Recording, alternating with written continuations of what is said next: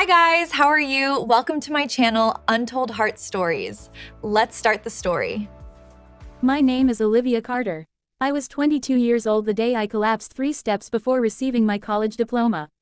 1 second, the auditorium was full of applause. The next, everything went black. When I opened my eyes again, bright hospital lights burned above me while machines beeped beside my bed. A nurse noticed I was awake and smiled gently. "Your parents were called," she said softly. For a moment, I felt relieved. Finally, maybe this time they would come. Maybe this time I mattered enough. Hours passed, then more hours. Every time footsteps echoed down the hallway, my heart jumped hopefully. But nobody came. Not my mother Karen, not my father Michael, not even a text message. Then around midnight, the hospital room door opened quietly. And standing there holding a wrinkled graduation bouquet was my grandfather, Henry Carter. Breathing heavily, still wearing slippers, eyes full of panic and love. The second he saw me awake, he started crying, and what he whispered beside my hospital bed shattered my heart completely. "I knew they wouldn't show up for you, so I came instead." Flushed heartbreak. My name is Olivia Carter. I grew up in a beautiful suburban house in Illinois with my parents, Michael and Karen Carter, and my older brother Jason. From the outside, we looked like the perfect American family. My father worked in finance. My mother volunteered at church events. Jason was the football star everyone admired.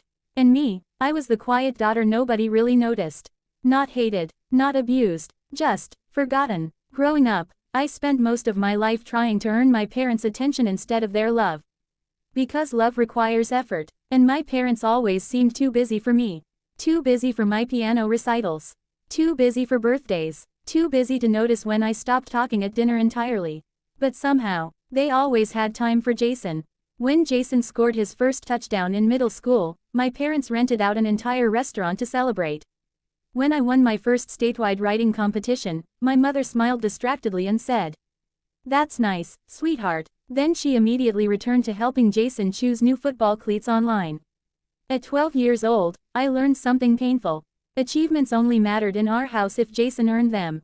Still, I kept trying. Because children naturally believe love is something they can earn if they work hard enough.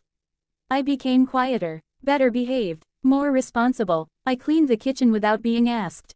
Babysat cousins for free, earned straight A's. Nothing changed. Meanwhile, Grandpa Henry noticed everything. Every single thing. When I was 10, he drove 3 hours just to attend my tiny school piano recital because my parents were too busy attending one of Jason's football tournaments. Afterward, he hugged me proudly and said, "You played beautifully, Livy." Livy, that was his nickname for me.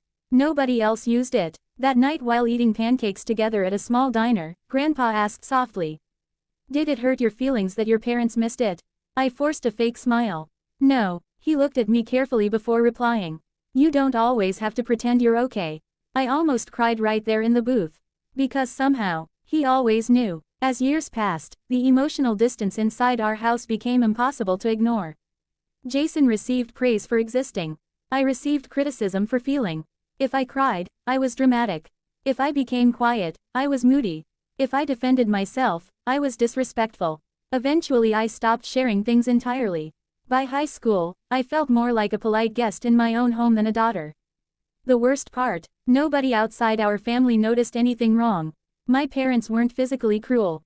They provided food, clothes, a nice house, which made my loneliness feel invisible. How do you explain emotional neglect when your life looks perfect from the outside? One winter evening during sophomore year, I developed a severe fever. I remember lying in bed shaking uncontrollably while my parents attended Jason's away championship game 2 hours away. They left soup in the fridge. That was it. Around 9 p.m., Grandpa arrived unexpectedly after hearing I was sick. He brought medicine, blankets, and homemade chicken soup. Then he sat beside my bed reading old mystery novels aloud until I finally fell asleep. The next morning before leaving for work, my father glanced into my room briefly and asked, "Feeling better?" Before I could answer fully, his phone rang.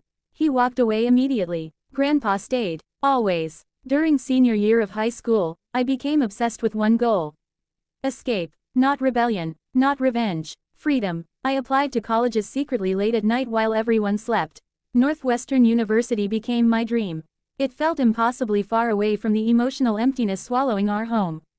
The day I received my acceptance letter, I locked myself in the bathroom crying silently from relief. Not happiness, relief. Because finally, I saw a future where my worth wasn't constantly measured against my brother. Grandpa cried when I told him. Actual tears. Then he hugged me tightly whispering, "I always knew you were extraordinary." My parents. My mother asked, "How expensive is it?" And my father said, "Hope you picked something practical." That night, while lying awake staring at my ceiling, I realized something devastating. No achievement would ever make my parents love me the way I needed. Still, part of me kept hoping. Because hope is difficult to kill completely. College changed me slowly. For the first time in my life, people valued my thoughts. Professors praised my writing. Friends asked how I felt. Classmates listened when I spoke. It felt unfamiliar, almost uncomfortable, like learning a new language emotionally. Meanwhile, my parents rarely called unless they needed something. Most conversations lasted under 3 minutes. My mother usually asked, "How are classes?" Before I could answer properly, she'd begin talking about Jason. Jason's internship, Jason's girlfriend, Jason's new apartment. Eventually I stopped expecting emotional connection altogether. Except from Grandpa. Every Sunday evening without fail, he called me. He remembered exam dates, asked about my stress, sent little care packages during finals. One package included homemade cookies and a handwritten note saying, "The world needs soft-hearted people too." I kept that note taped beside my desk for 4 years. Then came graduation week, the moment I had worked toward my entire life. Northwestern's graduation auditorium overflowed with families carrying flowers and balloons. Students took photos with proud parents crying everywhere. Meanwhile I sat alone adjusting my cap nervously. Grandpa planned to attend, but 2 days earlier he caught pneumonia. The doctors advised him not to travel. Still, he called me the morning of graduation sounding devastated. "I'm so sorry, sweetheart." I forced a smile through the phone. "It's okay, Grandpa. Rest." Truthfully, I was heartbroken, because he was the only person I truly wanted there. My parents still attended, technically, but mostly because Jason happened to be visiting Chicago that weekend for business. Before the ceremony began, I spotted them sitting several rows back. Dad checked emails on his phone. Mom scrolled through Facebook. Jason laughed at something on his tablet. None of them noticed me waving. Not one. Something inside me quietly cracked then. But I pushed through it. Because maybe after today things would change. Maybe graduating with honors would finally matter. Then halfway through the ceremony, everything blurred suddenly. My chest tightened painfully. The auditorium lights started spinning. I remember trying to breathe. Then nothing. When I woke up, I was in a hospital room connected to monitors. Apparently severe exhaustion, dehydration, and untreated stress had caused me to collapse. A nurse adjusted my IV softly. "Your family was contacted," she said kindly. For a brief moment, I felt safe, relieved. Surely this would matter enough. Surely seeing me hospitalized would wake something up emotionally inside my parents. Hours passed. Nobody came. No calls. No texts. Nothing. I stared at the doorway fighting tears while families laughed softly in nearby hospital rooms. Finally around midnight, the door opened quietly.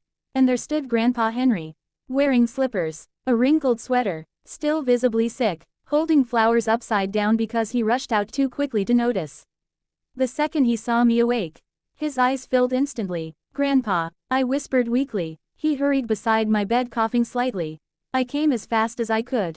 Then his voice broke completely. I knew they wouldn't stay. My heart shattered hearing that.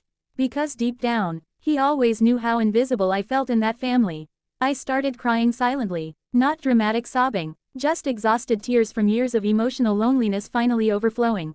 Grandpa gently held my hand. And for the first time in my entire life, someone stayed. Sometimes the people who truly love you are not the loudest people in your life. They are the ones who consistently show up when everyone else disappears. Emotional neglect can hurt just as deeply as cruelty. And your worth is never determined by who failed to recognize it. The right people will never make you beg for love, attention, or support. Real love stays. Real love notices. Real love shows up. And sometimes, one person believing in you is enough to heal years of loneliness. If this story touched your heart, thumbs up, like this video. Bell, subscribe for more emotional stories. Speech balloon, comment below. Who was the one person who always showed up for you? Crying heartbreak.